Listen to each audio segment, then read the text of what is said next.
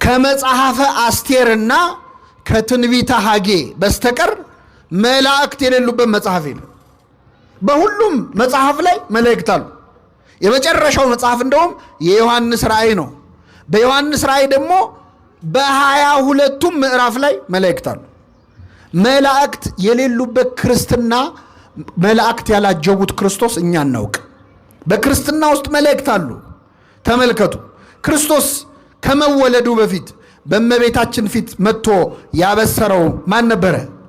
የመላእክት አገልግሎት በመጽሐፍ ቅዱስ ውስጥ በጣም ክሊር በሆነ መልኩ በብዙ የመጽሐፍ ክፍሎች ላይ ተጽፎ ይገኛል። ችግሩ ምንድን ነው? እሱ አሁን ላይ ያለው የመላእክት ትምህርት መጽሐፍ ቅዱስ ውስጥ እንዳለው የኦርቶዶክስ ቤተክርስቲያን ውስጥ የለም ነው እያልን ያለ ነው።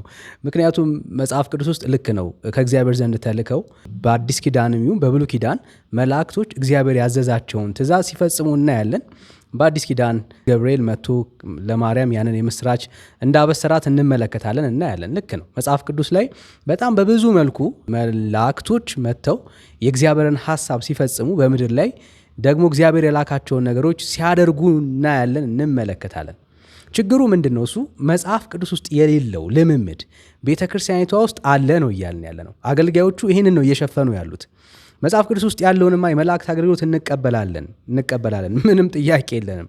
ግን ለመላእክት ልክ አሁን ቤተክርስቲያኒቷ ውስጥ እንደሚደረገው ልምምድ የእግዚአብሔር ቃል ውስጥ የለም። ለምሳሌ ወደ መላእክት ይጸልያል። ይሄ በጣም የተለመደና ቤተክርስቲያኒት ውስጥ የሚደረግ በምልጃ ኮንሰፕት የሚወራ እንደውም መጽሐፍ ተጽፎላቸው ድርሳን ተደርሶላቸው ሰዎች የቅዱሳንን ምልጃ እየፈለጉ ወደ እነሱ እንዲጸልዩ ተስፋ እንዲያደርጉ የሚደረግ ትምህርት ነው። ይሄ ትምህርት መጽሐፍ ቅዱስ ውስጥ አለ ወይ? ለምሳሌ በድርሳነ ሚካኤል ላይ ያለውን አንድ ሐሳብ እንመልከት። ዳግመኛም የተወደዳችሁ ወንድሞች ሆይ በቅዱስ ሚካኤል በበዓሉ ቀን ማልደን ወደ ቤተ ክርስቲያን እንገስግስ፣ ሁል ጊዜም ያለ ሀኬትና ወይም ስንፍና ልንሳለማት ይገባናል።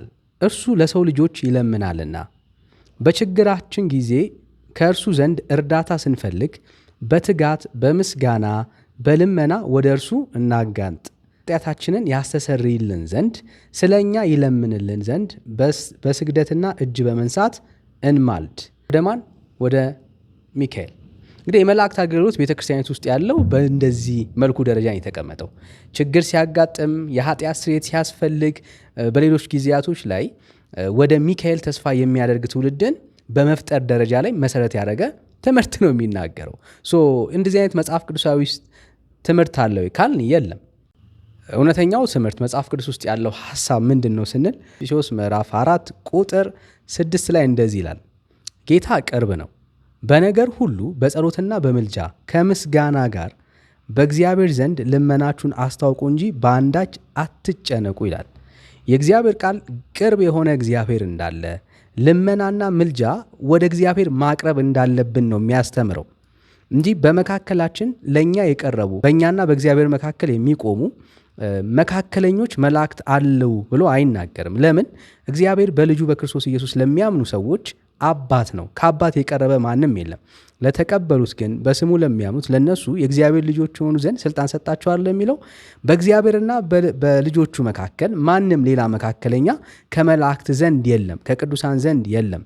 ስለዚህ እውነተኛው የእግዚአብሔር ትምህርት ያለው እግዚአብሔር ቅርብ ነው። ኃጢአት ቢኖርባችሁ፣ በደል ቢኖርባችሁ፣ እግዚአብሔርን የምትለምኑት ነገር ቢኖር እግዚአብሔር ለአማኞች ቅርብ ስለሆነ ልመናና ጸሎታችሁን ምልጃችሁን ለእግዚአብሔር አቅርቡ ነው የሚለው። የእግዚአብሔር ቃል ይህንን ነው የሚናገረው። ወደ መላእክት የምታደርጉት ልመናና ጸሎት ምልጃ መጽሐፍ ቅዱስ የማያውቀው ትምህርት ነው ማለት ነው። ስለዚህ ወደ እግዚአብሔር ሐሳብ ወደ እውነተኛው ትምህርት እንድትመለሱ በጌታ ፍቅር እንጋብዛችኋለሁ። ጸጋና ሰላም ይብዛላችሁ። ተባረኩ።